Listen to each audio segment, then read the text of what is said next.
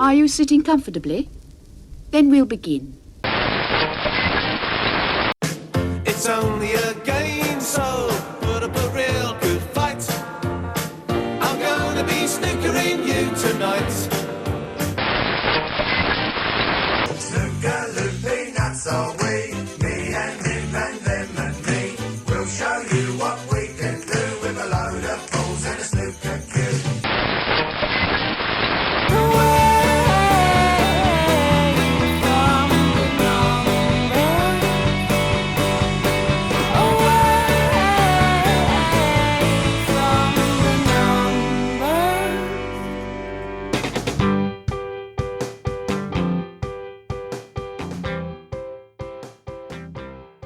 Well, hello again, and welcome to episode 147 of There's Still Time, the AFTN podcast. I'm Michael McCall. I'm Zachary Meisenheimer. And we're bringing you this podcast from down in Portland. The Whitecaps are about to wrap up their pre-season camp down here. 2 games in the bag so far. Loss against Chicago, narrow 3-2 loss. Excellent win against Portland on Wednesday night, 2-0 win. Or if you read Stumptown Footy, apparently that was our first team that beat their third string team. 1 game left to go, and that's against Minnesota United on Saturday. So from what you've seen in the 2 games so far, Zach, how do you see and also the games I guess that were in Tucson, how have you seen the pre-season shaping up? How ready do you think the Caps are for the season ahead? Yeah, I think there's a good progression to what we've seen. How ready?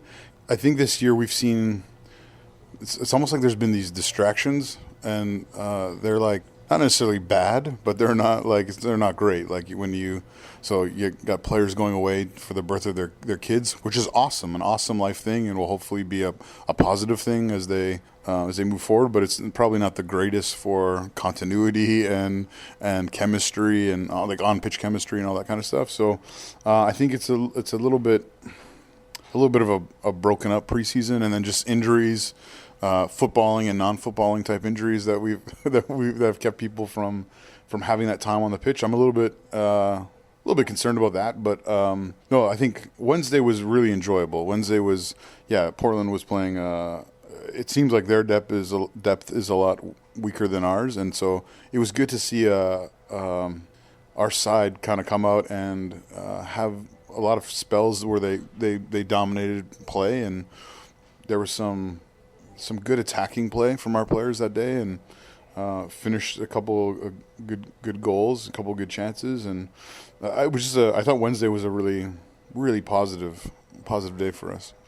As you said there, from what we've seen in pre-season so far, and we kind of knew it as Robbo was assembling the squad, the depth this year, it's the best we've ever had in the MLS era. It's going to make competition for places huge, and it has been weird that some of the players that you're maybe expecting to play together, like Kendall and Tim Parker, haven't played alongside each other that much. And some of the players aren't clicking yet, and obviously there's still time. One of the things for me is like Christian Bolaños and Pedro Morales, when they played together against Chicago, they kind of looked not on the same page. And they were experimenting a little bit with Pedro playing the deeper role, and there is a good chance with Gerson moving on and some injuries and stuff that he might play that deeper role a little bit more this season. Do you see them clicking? Do you think it's just a matter of time, or is there concerns there that they're just 2 playmakers that maybe can't play on the pitch at the same time? Yeah, I think that is part of the concern from this preseason. Is this not enough where we have had everyone together, everyone healthy, and all the options working out? And you're right. Yeah, what we have seen it not be as cohesive a unit as we'd like to see. And yeah, it's preseason or whatever, and hopefully it gets worked out. But it's difficult when you're not drawing from a full deck, right? And so this next week I think will be interesting. You have cap compliancy dates. You have first kick coming up. You have all these different things. There are probably going to be some. We expect there to be some movement with our roster, and it's going to be interesting. But yeah, it will be how Robbo gets the best out of the players he has is I think still is going to be interesting, and I think that's still not fully worked out. Yeah, whether Pedro's playing a deep lying role next to Matias and Christian's centrally, or is he wider? Christian Bolaño, sorry. There's a lot of things there. Kakuta, even like. He still seems like he's laboring a bit with issues from last year.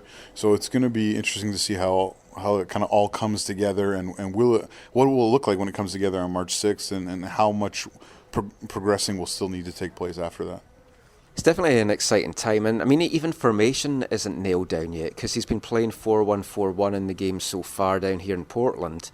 You've got the option of maybe going 4-4-2, 4-2-3-2, 4-1-3-2.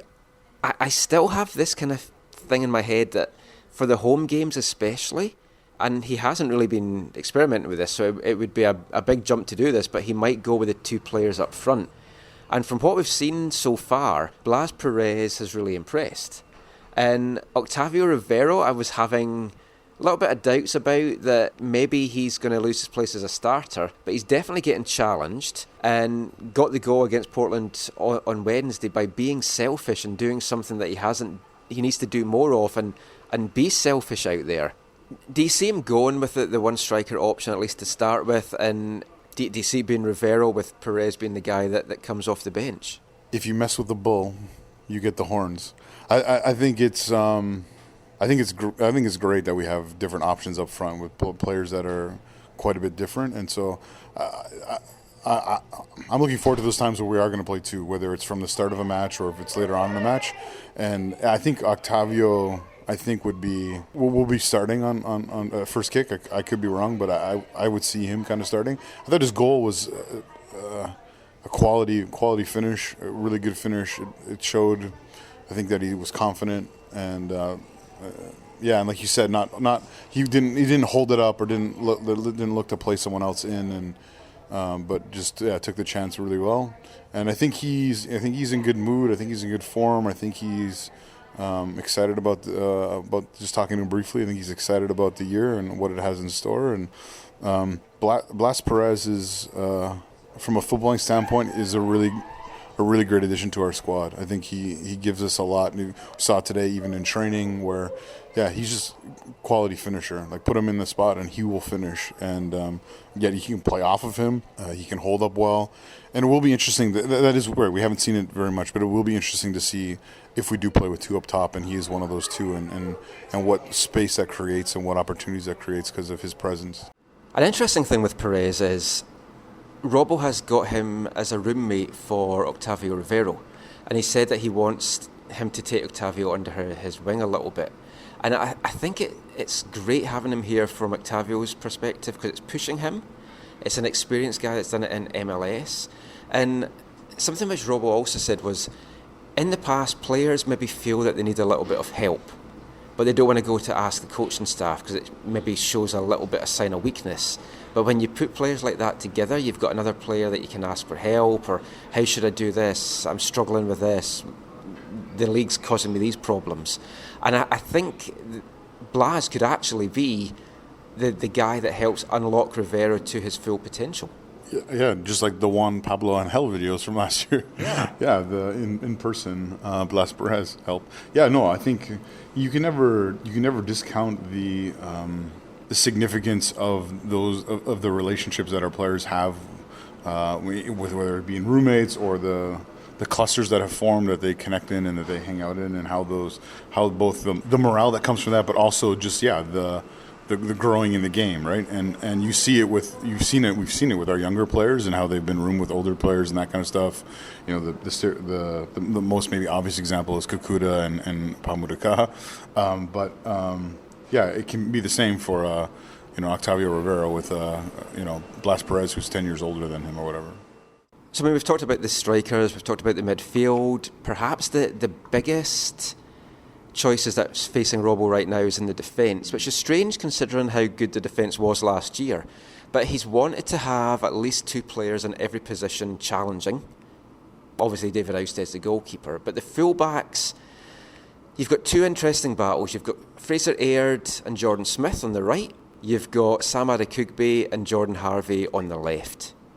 Now, from what I've seen so far, I thought Jordan Smith had the right back position to lose, but to me, I think Fraser Aird has come in and I think he's won it off him. It does appear that way, although I thought Jordan had a really good game on Wednesday. Again, you can talk about the quality of the opposition, but I thought he played really well, both coming forward and defending, although Davies did help him out a lot in defending. I don't think he tracked back enough, and there was a couple of times he'd gone forward, and he made no effort, because I was watching him, and he made no effort to try and get back. Is that because he knew Davies was covering from them? But no, yeah, I thought on the whole it was he had a good performance on Wednesday. I think that what Fraser Aird has done, is exactly what you want. Like this is a prime example of what you want in your football club. You want to have quality players, and then you want to bring in quality players who will push them. So, despite what everyone else might think or say, Robbo, I think, rates Hakeem. He rates Jordan Smith. Thought he's a good option for us at right back, but said we need to bring in someone who's going to challenge him. Brings in Fraser Aird. Fraser Aird challenges him to the point where, maybe it looks like maybe he's overtaken him, and we'll start on opening day. And that's amazing. It's great. This is what we want to see. Like you said, we want to see this in every position. And you talk about even the depth. I think one of the great things to see when you look back over the last 5-6 seasons in MLS is I think every year people keep saying the same thing. Oh, our depth is so great. It's so much better. And then next year, our depth's even better than last year. And so hopefully it is, and hopefully that'll show in the season, because I think it did show last year. Maybe not as much as we would have wanted, but I think it did show last year that our depth was a step above where it was the year before. But I think it's great to see what the attitude and the mentality and the effort that Fraser has put in coming and fighting for his spot, and like you said, it's mirrored on the other side where you have Sam and Jordan battling out on the left side, and even amongst the center backs, there's huge competition for places. Christian Dean has just been great. Good attitude, and good effort, good performance. It's encouraging to see kind of what's happening at the back. I was just actually remarking about that training today. Christian Dean looks so much happier this season. I mean, he didn't look unhappy last season, but he's just, his whole demeanour and everything about him, he's enjoying himself, he's enjoying his football, he's enjoying his time here, he's playing with a big smile on his face. And it was interesting that he played a lot of the pre-season minutes beside Kendall. And I don't think we can read too much into that. Tim Parker's obviously going to be the starter back there, at least for first kick. But there is a chance that Tim Parker is going to be involved with the American under-23 games against Colombia at the end of March, which is going to take him away. There's probably going to be a camp before that as well. So I think it's good to have had Dean playing alongside Kendall for this time. And I've, all four of the main centre-backs, and you can also throw Cole Seiler in there as the fifth one, but the four of them, I mean, I thought Ka was outstanding on Wednesday. Mm-hmm. Pick any two of those four, and I'm actually really happy with it. Yeah, I think Ka does really well in games in Portland. I think he enjoys it. He looked good. He looked like he was enjoying his football. He was really happy to play. Yeah, and it's exciting that when you have so many quality center backs. Again, it'll be interesting to see how that works with WFC 2 this year. Who's going to get minutes there? What that's going to look like? Because when you talk about WFC 2, you're talking development. So, I'm still thinking, what's the future for Jackson? I know it's been a long haul for him, kind of at that level, but it's like one or two of those guys will be partnering him probably a lot this year. And talking to Tim Parker, I got a chance to speak to Tim just about being away with his first American camp and looking forward to these qualifiers with Colombia and possibly going to play in the Olympics. Also asked him as well about whether he feels there's more expectation on him now after a stellar rookie season. Is everyone expecting him to this? And does he feel the pressure of that? Or could we possibly have one of these sophomore slumps? So let's hear a little bit now from Tim Parker.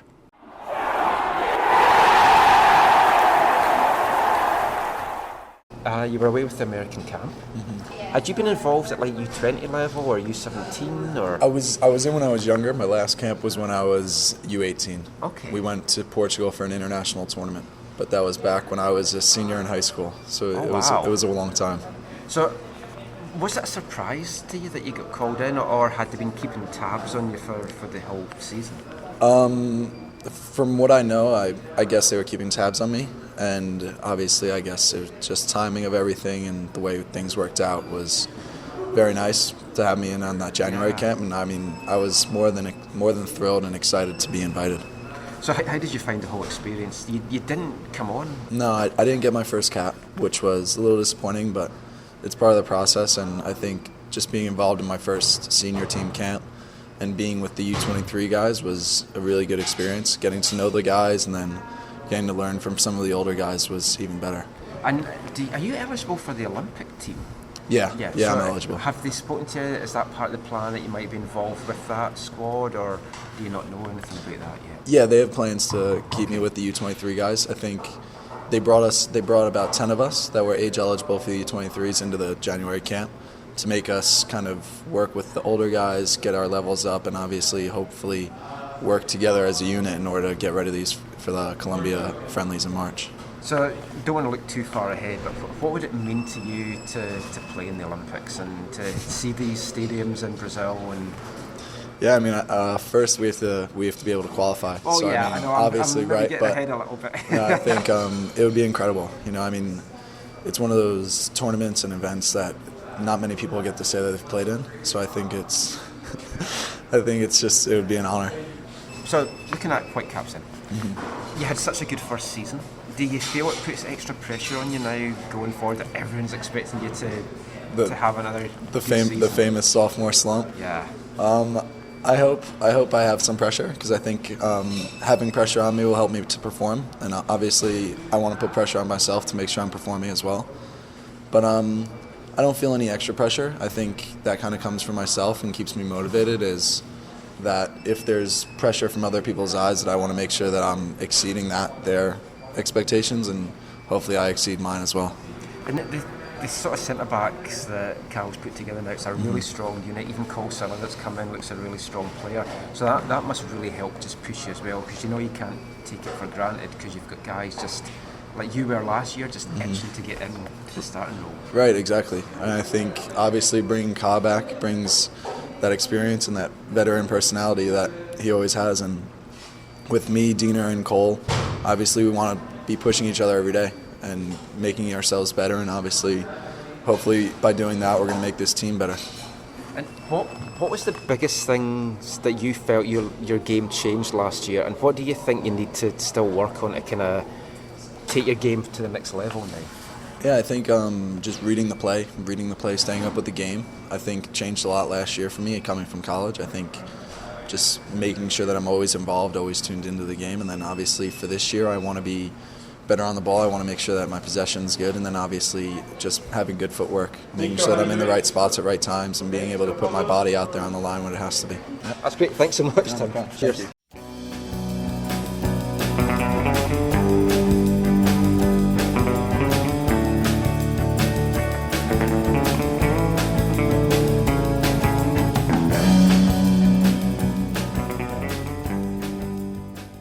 So Tim Parker there, and he's confident. He wants the pressure on him. He wants to be pushed, and he's going to be pushed because, Dean and Ka are going to be breathing down the neck for those starting positions. Kendall's going to be away as well with the Costa Rican national team. He's going to miss a few games through suspension as well. That's, if anything, from the first game against Chicago showed, where he gave away 2 penalties and picked up a booking. And also got a warning that he was going in a little bit hard. I believe it seemed to be that at the end of the game. Could be another rough ride for Kendall with the referees this year. But you've got Parker, really confident in all the guys, as we said there. Now, Parker got his big break last year and he took it. Another defender that looked to have got his big break last year was Canadian Sam Adekugbe at left back. And Sam did well, won the starting spot at left back from Jordan Harvey in pre-season, and then unfortunately with the injuries, lost his place. Jordan just never gave it up after that, and he was outstanding. Both of them have pushed really hard this pre-season, and I kind of think it's a coin flip as to which one of them is going to get the start. I do have a feeling, though, if you're going to have Parker and Aird as the right, that he might go for a little bit more experience with Jordan in the left-back role. Either one of them can do it, but I mean, what's your thoughts on it, Zach? Do you think Sam's done enough to earn that start, or is it a bit of a risk having two really attacking fullbacks in the squad to start with? Yeah, again, it's one of those good conundrums to have as a coach, because I think there's qualities to both of them that are meaningful for depending on how you want to set things up. I personally would love to see us be more attacking, and I think the way we've played a little bit in this preseason has been where the attacking width has come more from the fullbacks as opposed to the wide midfielders, which has allowed guys like Kudo and Christian Teixeira to like be wide players that are not only getting to the touchline, but also have more option to come inside, which I think has created some issues for defenders because of that, the overlap, and because of the options that has created. So I'd love to see that. Now Jordan Harvey can attack as well in a similar way to Sam. I think your logic of wanting to have a veteran, maybe if you're going to have one whole side that's a little more on the younger side, wanting to have a more veteran presence on the other, makes a lot of sense, and I wouldn't be surprised if that happens. It's interesting to hear Robbo talk about last year and how he was going to start Sam, but then started Jordan, and it was probably not Jordan's best game, coming off all the labor talks and all the things going on in his life at the time and whatever. And so it'll be interesting to see what happens this year. Does Sam get to start? Sam's got the new hairstyle, so he'll be ready for first kick. He's looking good. But no, I think that is one of the big questions, is what's going to happen on at left fullback. And the great thing is, I think, is you're not worried. You know what I mean? You're not like, oh no, what if he's not fit, or what if he gets hurt, or what if he gets suspended? You're like, no problem. The next guy will step up, and we'll be okay. It's such a good feeling at this point, and we have such great confidence in our options. So we'll see what happens. I think it probably will be Jordan, but part of me wants to like really attack Montreal, and wouldn't mind seeing Sam be that guy. If you'd asked me after Saturday's game against Chicago, I would have said I thought it was Sam. I just think the way that Jordan played against Portland, it kind of showed the value of having that experience. And you might find that you've got Parker lining up alongside him, and then Kendall lining up alongside Aird on the other side. So you've got a bit of like inexperience. But yeah, as you say, no matter if someone's missing or whoever's playing, you've got confidence on all these guys, which is fantastic. And the guys themselves are very confident as well. And I got a chance to speak with Sam. Myself and Gary Kingston spoke with him after the game against Chicago on Sunday. So we just asked him about his hopes for the season, how he feels he's kind of come into the camp, being away with Canada, and also his time away at Brighton during the off-season as well. So let's hear what Sam had to say.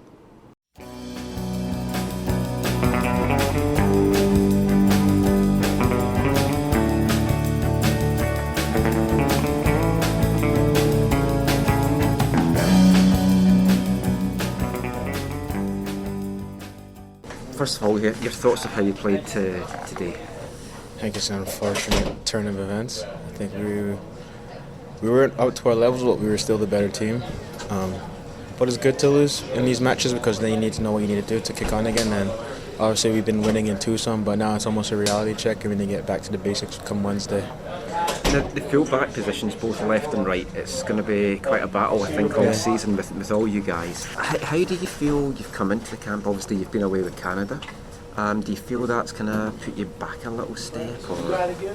I wouldn't say so necessarily. I mean, I came in pretty early after the New Year. I wanted to get into the best shape possible come preseason. I knew I'd be away with the national team, so I came in about 2.5 weeks early just to work on one with Poli. There's a couple of us, not just myself included, there's a couple of us, but I figured Robo knows who his players are. He knows what to expect from them, and it's just a matter even if you're gone away on national team duty, he knows who you are. It's just a matter of you coming back and showing your levels again. So I think the manager has faith in all of us. It's just a matter of us obviously showing our faith and putting our foot forward into the starting 11. And he's talked, when we've chatted for the last couple of weeks, that he's wanting his fullbacks to kind of be really attacking this year. Yeah. Seems right in your wheelhouse. Yeah. It's like perfect for you. And having guys now in the box that's going to finish these chances must get you excited for the season ahead.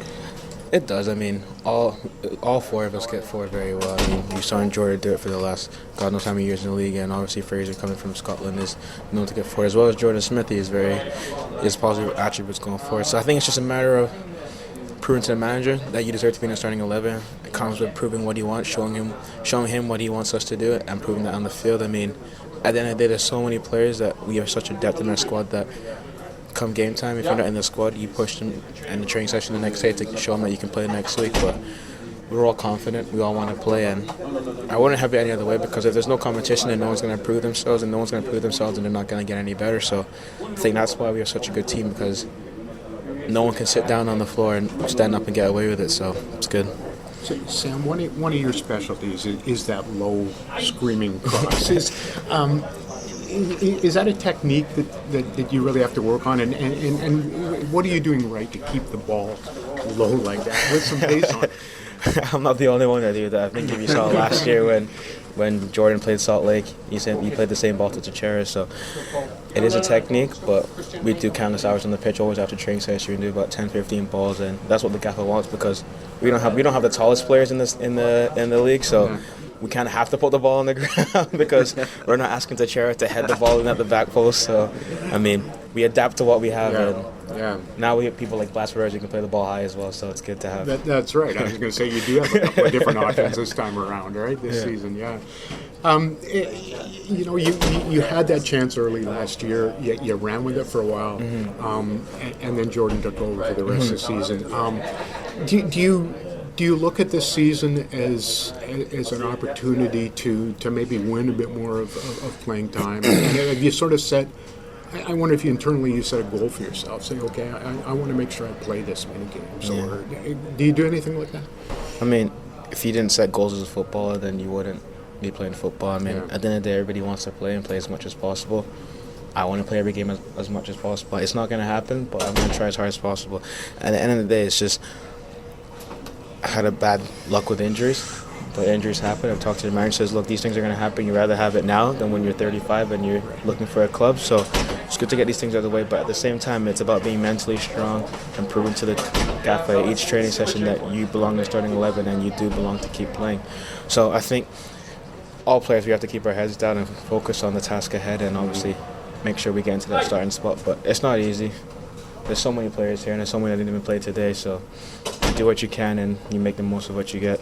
As a guy who likes the attacking side of the game and getting forward, the options that this team has this year, and the talent in the Bolanos and a Kudo when he's healthy, how intriguing is that to you? I mean, how exciting is it?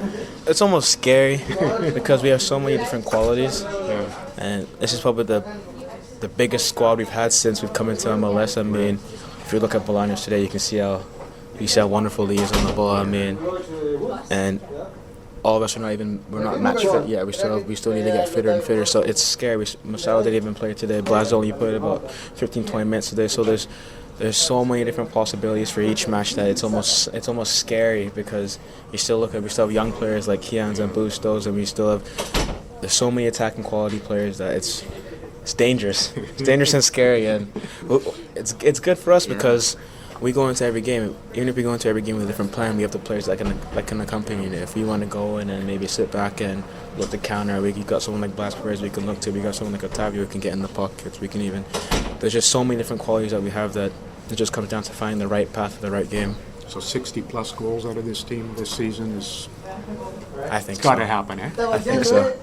I think it could have happened last year. Could have happened the year before. I mean, I don't know. I mean, if everyone scores 5 goals, then we're looking at 100 goals. So, I mean, like tonight, the way that you and like Kians and Bustos when he came on, the way that the three of you link up because you know each other so well. I asked Carol about that, and he said, yes, sometimes that has to factor in the fact that you guys are familiar with each other.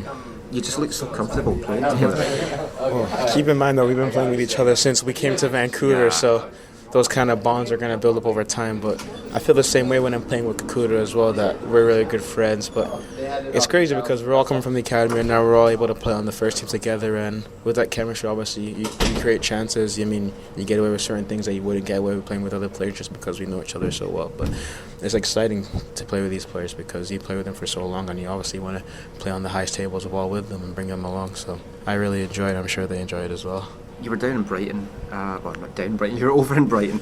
How did you find that? Because you were obviously over at Liverpool and Rangers last year. How did you find being with a club like that, who are quite progressive and looking to be on the rise? No, it was really good. I mean, I compare them to Vancouver because they want to push and they want to do this, that, and the other. And it was a uncomfortable situation I was thrown into because I was going by myself, and obviously I didn't have anyone to talk to. But it was good because the gaff is all about throwing yourself into uncomfortable positions and coming out strong. I mean, if you're not able to do that, then how are you supposed to play in front of 60,000 in Seattle? So I really enjoyed it. It was a very good club.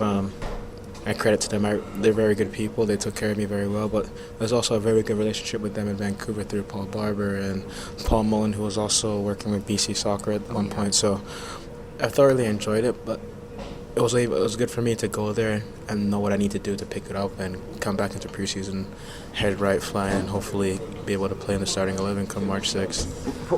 What's the main differences that you notice training-wise with a team like that and then what we do here?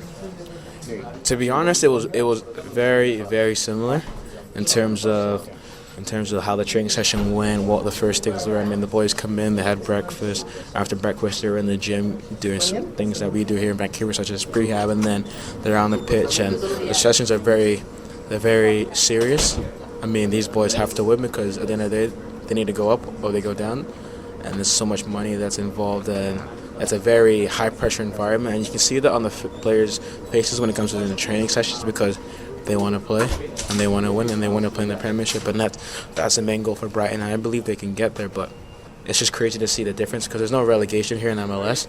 So I wouldn't say that you're not worried about losing, but you're not worried about losing and getting relegated and then looking for another job and things like that. So you can feel the high pressure environment, especially in the stands when they're losing and things like that. I was able to watch it.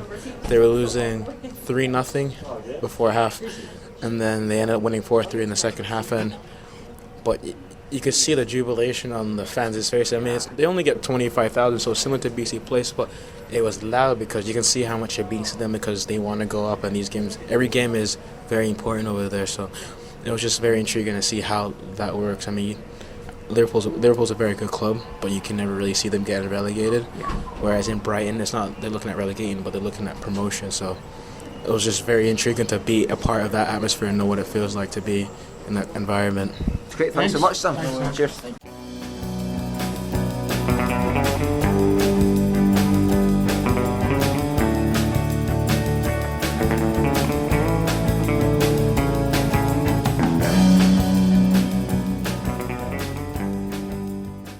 So that was Sam Adekugbe there. Some very interesting stuff that he talked about, and yeah, a lot of big choices for Robbo ahead. One other thing about the left back, the choice at left back, I wonder how much it's influenced by the formation, but also the squad selection on the same side of the field, just further up. So is Kakuta in a place where he's going to be starting, and does that mean you want Jordan behind him? Or does that mean you want Sam behind him because they've already shown this preseason that they can link up very well on Christian Tater's goal, for example, some really quality build-up play. So I wonder how much the left-back decision is in relation to what this left side of midfield is going to look like. And the other thing that we've seen with Sam as well is his link-up play when he's on the pitch with Kian's Froze and Marco Bustos as well. And I mean, we talked about it there. It's phenomenal. The three of them, they know each other so well. They've been away with Canada. It's definitely some tough choices ahead. They're all going to see minutes this year. It's just, I guess, keeping them all happy and keeping them at the top of their game. If they're not playing, you have to imagine that they're really going to be pushing hard in training as well and playing hard and fighting hard even during the training. So definitely a few thoughts ahead for Robbo as to what's going to happen in the fullback situation. Sam excited and looking forward to the season there. So let's hear what Robbo has to say about Sam, And also, just to start with, he's going to kind of just give his thoughts on the fullback battle and the headache that he has. A nice headache to have for this season in those two positions.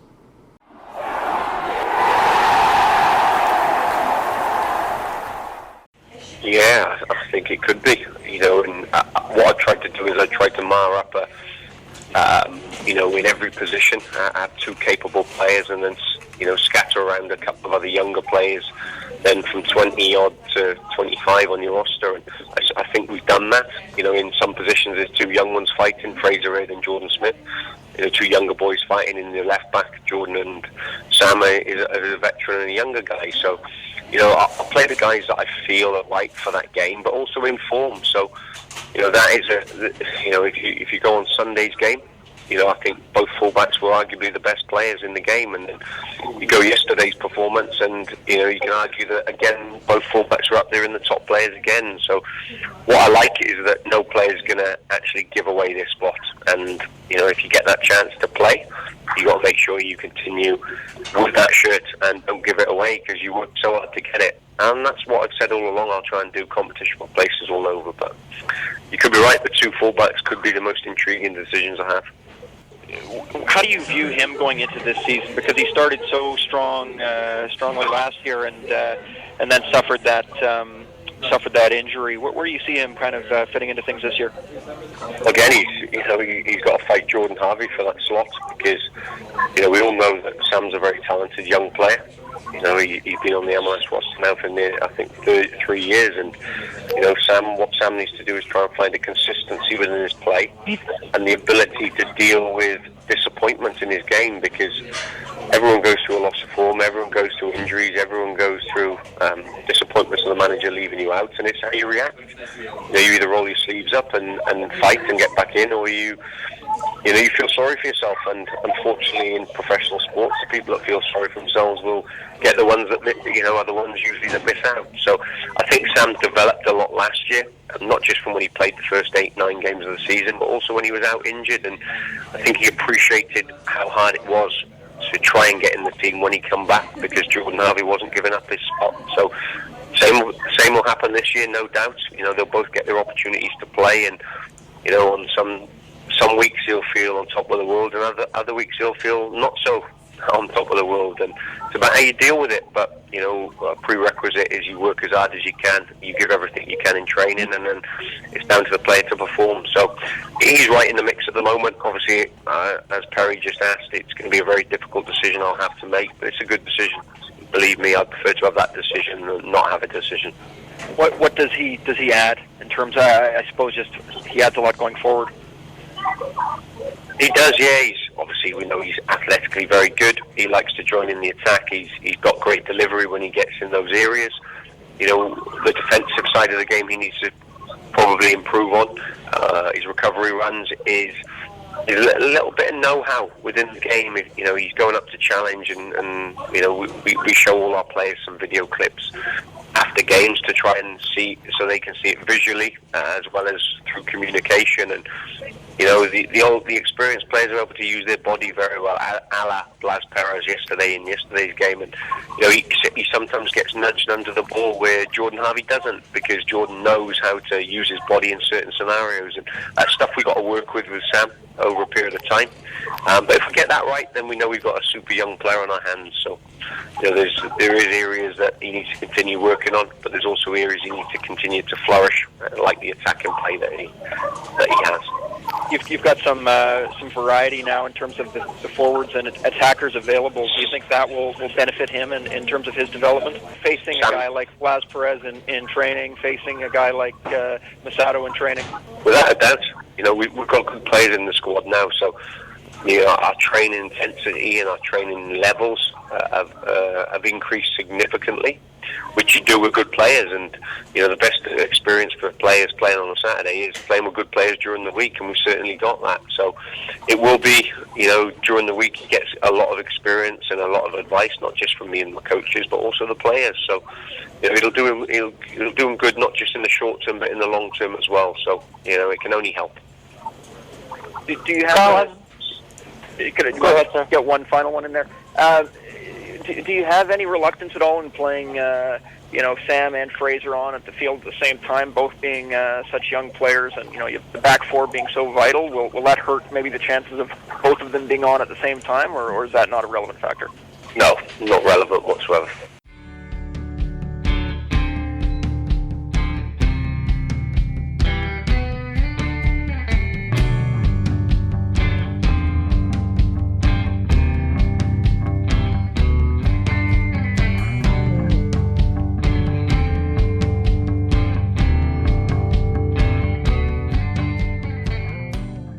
So Rob, they're just talking about the fullback situation and Sam Adekugbe. If I was to put you on the spot now, and I was to say, what do you think the starting lineup is going to be for this Montreal game? Obviously, we know it's going to be Ousted. My back four, I'll give you that first. I'm going to have Aird, Parker, Waston, and Harvey. So this is what I think Robbo's going to do, or what I want to do? No, what you think it's going to be. And you can say what you want as well. Yeah, so I would agree with you. I would agree with you on that back four. I probably would put Sam, but I think Robbo's going to put Harvey. And David Ousted will be in that. Yeah. So we've looked at the defence. What do you see then for the outfield players? How do you think that's going to line up for Montreal? Who's going to take these other 6 positions? Yeah, this is, I think, the more tricky thing, and hopefully this is something that tomorrow's match will give us some more insight into. Assuming Matthias Laba is back in camp and good to go, obviously you can't see us not having him not having him playing. But then, what do things look like around him? Is it going to be Is it going to be more 4-1-4-1? Is it going to be the 4-2-3-1? Is it going to be some shape of 4-4-2, which would be really exciting and might be really surprising for Montreal, because can't remember the last time they saw that from us, and I don't think they're expecting that from us. But yeah, I think Matthias will be on the field. I think Pedro Morales will be on the field. I think Octavio Rivero will be up top. I think if he's good to go, I think Kakuta Mane will be on the left. And Christian Chichero will be on the right, and then my guess would be that last spot would be Christian Bolaños. That would be my guess at this time. Yeah, I just have a sneaking feeling that Kakuta's not going to make it. He was very heavily iced when he came off the pitch after playing Portland on Wednesday, and trained lightly today on Friday. So we'll kind of see. I think he'll miss out. I don't think they'll risk him for the opener. You saw it on Wednesday with Kakuta that he's definitely, the injury's not right. He's definitely injured. He's definitely playing through some pain, I guess, but he's just not as fast flowing. He's not as free moving as the Kakuta that we know. And I just think it would be a big risk to start him.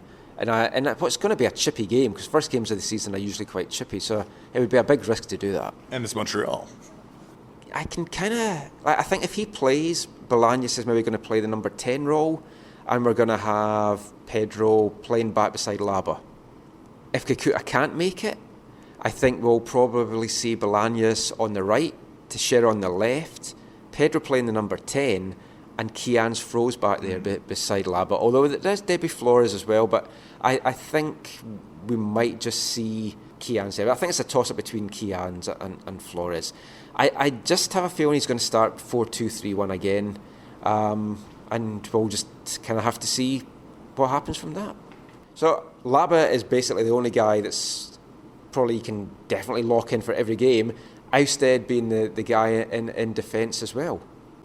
Actually, mentioning Ousted, we haven't talked about the goalkeepers. It does look like Paolo Tornaghi is going to get re-signed.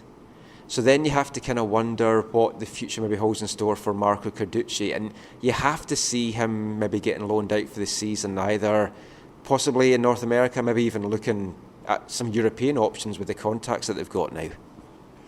Yeah, I love Marco so much. Like, we've seen him. I feel like we've seen him grow up, and through the residency, and he's a young keeper, so he needs things like patience, but he needs games. And so whatever can bring that for Marco, I think, is a good thing. He needs to be, whether it's here, USL, or, maybe on loan or something, he needs games. He has a good attitude, which is important.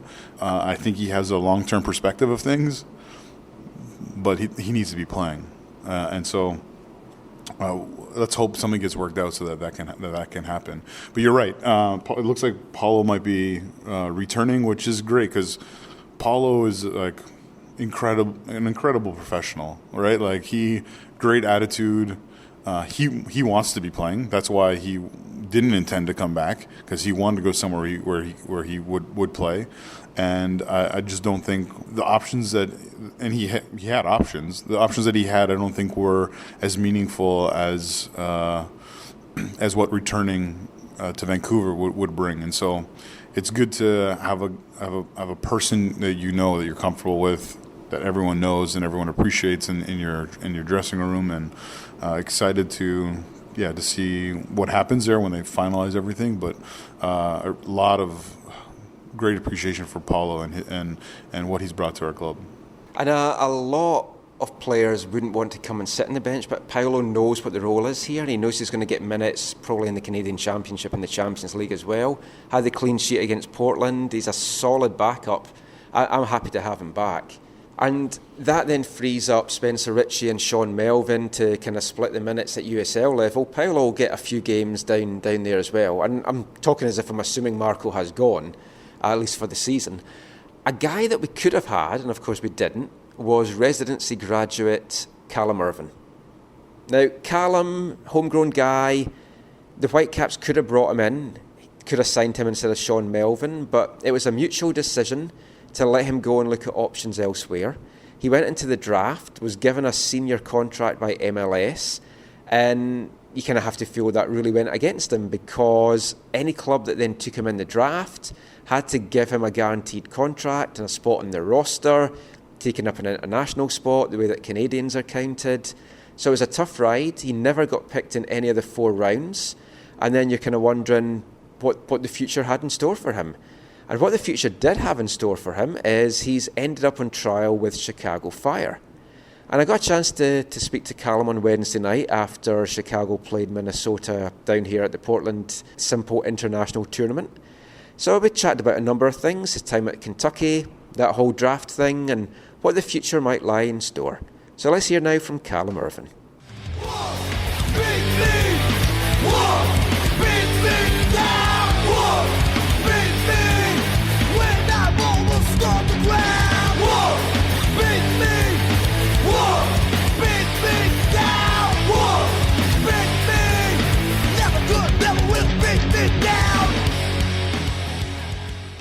First thing to ask you, Callum, how did you end up here at Chicago? Well, basically, with the whole draft process, things didn't shake out how I'd planned or how I'd planned it. And Chicago was a team that was interested, and had been in contact with my agent kind of throughout the draft and after the draft, and had expressed that interest and wanted to give me a look. And so I was grateful for that opportunity to come and do a camp after the national team and be able to kind of get right in with an MLS team and see what it was like. So now, got to touch on the draft. It surprised everyone, I'm sure yourself as well. The way that Canadians are treated in the league, do you feel it ended up going against you having that guaranteed senior contract? I mean, it's tough to tell. Realistically, I knew going into it that there was natural restrictions on me being an international player and everywhere except for Canada. So I knew that coming in, and I knew that it would take a lot for a team to take a chance on me as a goalkeeper, where they had to commit that early in January to a roster spot. So it was surprising, but it also wasn't surprising for me. And I think it could have had something to do with it, but it's not something I can really control too much. So it's kind of just deal with it and see what happens in the future. I'm happy where I am right now and how training's going. So whatever opportunities come up in the future, whether it's for Chicago or someone else, I'm grateful for any opportunity. And your time at Kentucky was fantastic. You were winning so many honours. Is it weird now to be away from there after 4 years? It's definitely weird. At times I for the most part, when you're busy, you don't think about it. But in my downtime, I definitely, it's crazy how the time has flown by. And looking back on those years, I have a lot of memories to look back on. So it's crazy that it's over, but it's also a nice feeling that it's over, because now I can try and move into what everyone at Kentucky's dream is to try and play pro. So. And like with the Whitecaps, like we've just signed Sean Melvin. Yep. Was it a case that you didn't really want to come and play USL, or you saw that there was so many folk ahead? Like David Ousted's not going to miss a game unless he gets injured. Yeah. Is it things like that played into your decision that you didn't want to come back to the Caps? I think it was just, it's like I said before, there was kind of a mutual agreement. They like what they have. I think they see Sean in a very high regard, and I agree. He's a great goalkeeper. Same with Carducci and like you said, Ousted, and I think that they were happy with what they had, and looking at that, I understand the professional game, and I understand that they're going to have their own opinions, and so I was happy to be able to get an opportunity to move on and to move away cleanly, because I know that a lot of clubs could have tried to offer me something to maintain my rights and then kind of lock me up, but the Whitecaps didn't do that to me. They, saw what I wanted, and I saw what they wanted, and they let me do what I wanted to do. So coming from the college game now to training with the pros, obviously you've trained with the Whitecaps in the summers, but how have you found like the difference in training, the whole regime standards? Is that a big difference? I know some of the other players outfield find it tough, but is it tough for a goalkeeper? I think there's definitely just a lot of pressure on the goalkeeper. You come, you're in college and you can get away with some mistakes here and there in training. I'm sure the field players say the same thing. It's not the same level every day. There are days in college where you're having training and everyone's flying and it's great, but the consistency isn't there like it is in the pro game. So as a goalkeeper, you join into these games and they expect a lot. They expect you to be commanding, to be loud, to be confident in all your decision making. And when it comes to being at the pro game, you got to do that a lot quicker. And as a goalkeeper, if you make a mistake, you get punished most of the time, right? Yeah. So basically, that pressure's there, and you definitely have to be mentally strong, I think, to transfer from the college game to the pro game, because they expect a lot, and you need to expect a lot of yourself and maintain a high standard of play. And whether that's service to a goalie like Sean Johnson, who's a great keeper, you want to make sure the other guys are getting good service as well and good training, so you have to keep yourself at a high level at all times. What do you feel you're needing to work on to kind of make it now in the pro game? A little bit of everything, I think. Generally, I like to think I'm pretty good with my feet, but I need to be more commanding and more decisive in, decision making, coming out for balls, and just reading the game. Like I said, it's a lot faster. Cross balls coming in, making the right decision to come off my line or not. So I think it's just seeing a lot more reps, getting more training sessions in with these players, seeing shots, seeing crosses, all things like that, and I'll feel more comfortable. But it's always a physical. You want to get physically better to compete with the guys. It's something that you can always work on, and then just mentally being strong and with the communication. And just very last thing, you had just had your first senior camp with the Canadian national team. How was that whole experience for you? I mean, it was unbelievable. It's something that everyone playing in Canada obviously looks towards. You want to get called in for the senior national team, and it's something that I had been thinking about, but just never thought it was a reality until maybe I got some pro games under my belt or something like that. But they gave me an opportunity, and it was unbelievable training with the guys. Everyone's great there, very professional, high level of training, really enjoyable. And I think I definitely came away from it a better goalkeeper, even just experience-wise. Well, that's great. Good luck with everything. I hope you really make it here. That's great. Thanks so much, Callum. Keeper, you just made a decent save. So why do you feel the need to rant and rave? Screaming at defenders makes you look dead stupid, especially when they haven't done much wrong. Please cease the trait. So Callum Irving there, enjoying his trial time at Chicago and looking forward to what the future might hold in store. Yeah, Callie's a great guy, and it was great to support him and follow him in his residency days with us. And he has just had such a great experience at the University of Kentucky, I think both on the pitch and off the pitch. And, just long for the best for him. And so we're hoping he gets a deal somewhere, and that again, like with Marco, we're hoping that he gets playing time, gets to play somewhere, and continue to develop and progress. Yeah, wish him well, whether it's Chicago or wherever he ends up. And I still have hopes that we might see him back as a Whitecap again one day. So just before we wrap up the show, just a couple of the news nuggets, I guess, of the week. Masato Kudo has missed most of the pre-season camp down here in Portland with an unknown injury. He arrived on Wednesday, isn't due to play though in the last game against Saturday because he's still getting back to match fitness. Still a bit of a mystery as to exactly what's wrong with him. So let's hear a little bit now from Robbo just talking about that Kudo situation. No, he won't play on Saturday. It'll be a bit too early for him. He started running yesterday. Probably next week he'll join in training. So no game on Saturday. I mean, is it unrealistic to expect him to be fit for the season opener? There's an outside chance he could be involved. But again, I won't take any risks with him if it means delaying him for a week or so. But if he doesn't make the first week, he'll certainly make the second week. Just wondering about Masato. It was a medical condition. Was it anything serious or just some kind of ailment? It wasn't anything serious, no. But obviously it was a small procedure that he had to have, and he's got over that now. So nothing too serious, but one of those little annoying things. So hopefully we'll see Kudo back on the pitch soon and challenging Rivero for the starter spot and seeing what he can actually offer the team. And from one striker that's trying to get back fit and feature in the team to another striker that might be away, which is Darren Mattocks, the rumoured scuttlebutt about a move to China seems to have fallen by the wayside. But I think there is a good chance that Darren is going to be moving on and announced to pastures new next week, just before the season kicks off.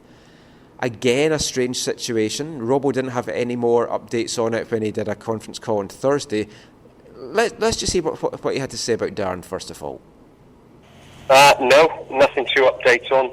Obviously, we're in constant talks, as everyone keeps saying. They use the cliche line. It's no different with us. We're talking, and obviously we know certain windows are shutting very soon, which is why we're obviously receiving a lot of phone calls. But nothing new has materialised in the last couple of days.